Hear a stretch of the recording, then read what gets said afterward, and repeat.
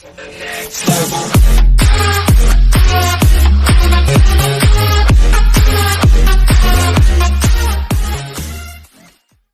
Big Tobacco invoked Garner to fight a menthol cigarette ban. What you need to know to start the day.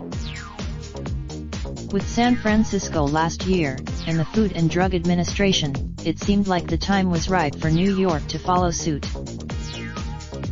Then Reynolds American, the tobacco giant, got to work. It enlisted the rebel. In closed-door meetings with council members in May, they argued that a ban would disproportionately affect black New Yorkers. They invoked The bill has since been set aside. The effort to stop the menthol ban was centered on a long-standing but increasingly prominent and effective strategy for waging political warfare in New York: deploy the concerns of black residents as a weapon to sway the Democrat-heavy council toward a stance favored by corporate clients. The approach has been a central part of a lobbying effort on behalf of the fur industry, which is working with black pastors to knock down a proposed ban on fur sales in New York, and a feature of campaigns mounted by lobbyists for technology firms. A similar approach has even been deployed in efforts that are arguably against the interests of black New Yorkers. Ronald Lauder. Many critics, including Mayor Bill de Blasio, believe the test is discriminatory and has effectively blocked black and Latino students from elite public schools like Stuyvesant High School and Bronx High School of Science. The legislative every smart and strong lobbying strategy includes coalition building, said James E. McMahon, a lobbyist who represents both Reynolds and the Fur Information Council of America, a national industry group. He drew a parallel between the lobbying campaigns on behalf of both clients, each of which sought to amplify concerns in the African American community over proposed product bans. Having a diverse money has been flowing to New York lobbyists as never before, with most of the increase coming in New York City. The total city some of the largest is also directed to activist and nonprofit groups with views that align with a particular corporate interest.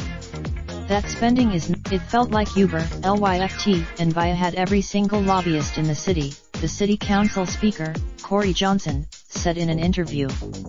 They made a similar so, too, did Airbnb. It enlisted a hard. Mr. Green is also among those, known as education equity. The campaign, white firms use us for good and bad. That's how it works. At least 4 lobbying firms have been pressing city and state officials on behalf of the fur industry, including Davidoff Hutcher and Citron, led by Sid Davidoff, a lobbyist and local political fixture since in the late 1960s and early 1970s.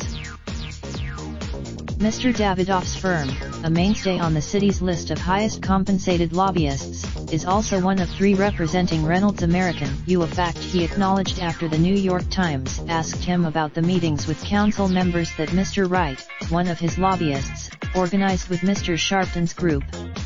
Mr. Wright was, "I am glad you pointed it out," Mr. Davidoff said of the unregistered lobbying. "You'll save us money." Reynolds also employs the firms of Bolton Street, Johns and Mr. The issue to me is criminal justice, and that is what NAN is all about, Mr. Sharpton said in a telephone interview, referring to the National Action Network.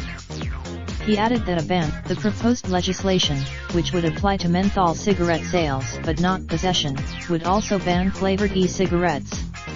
While the national, for me, this is a no-brainer. It's killing people, Councilman Fernando Cabrera, the sponsor of the menthol bill, said. Public health advocates and researchers have chafed at Mr. Sharpton's position and pointed to his long-standing ties to Reynolds American. National Action. I understand the concern about black men. I am a mother of 2. Mr. Sharpton acknowledged that the cigarette maker had made contributions to his group for 2 decades, and he did not dispute that the company regularly buys tables for as much as $15,000 at its events, where political leaders crowd to speak. $10,000 or $15,000 would not influence us either way, he said, adding that his convention brings in more than $1 million from corporate and other sponsors. This is not about. He declined to say how much in total his group had received from Reynolds American. A spokeswoman, if the effort to ban menthol cigarettes has flown mostly under the radar in New York City, that could be about to change faced with opposition from Reynolds and Mr. Sharpton. National anti-smoking advocates are promising to pour money into the fight. So far, the fight over fur has been far more conspicuous. Mr. Johnson, the council speaker, said he felt strongly about what he saw as the cruelty of the fur trade, and called for a ban on fur sales in the city. His push surprised. Dueling groups of protesters shouted slogans at each other. The fur industry has spent heavily on poured money into lobbying in a marketing effort. More than $2. The debate appeared to shift in May when Mr. Green, the Harlem pastor who spoke in favor of Airbnb, organized members of his congregation and others in 6 buses for a protest at City Hall against the ban. A Twitter post urging congregants to come get on the bus did not mention fur. The post has since, Mr. Green argued, as did a lobbyist for the furriers, Charlie King of Mercury Public Affairs, that the ban ignored the importance of fur in the black community, particularly among church-going women. In an interview in the sanctuary of his church, Mr. Green said his congregation did not pay for the bus's or the 300 turkey sandwich lunches provided to the protesters and refused to say who did. Nearby in the a person with direct knowledge of the fur industry efforts said that Mr. King of Mercury had arranged for a payment to MPAC, Mr. Green's group. When asked if Mr. Green declined to say who funded the excursion. Who paid for it? Our people like fur, Mr. Green added. I think that they Indeed, the argument caught supporters of animal rights off guard. Whether or not it was a lobbyist that tried to create that narrative, it is a narrative, said Matthew Dominguez, a political advisor for Voters for Animal Rights. We will not tell them. At the same time, Voters for Animal Rights has mounted a counter-offensive. A group board member, Mr. Johnson, said that while some black New Yorkers may dislike the proposed fur ban, it was hearing from furriers who would lose their jobs that gave him pause. Still, no community is monolithic, and there are people on both sides of the issue, he said. Mr. Green suggested that a ban on fur could sour some black voters on Mr. Johnson in his all-but-declared 2021 mayoral run.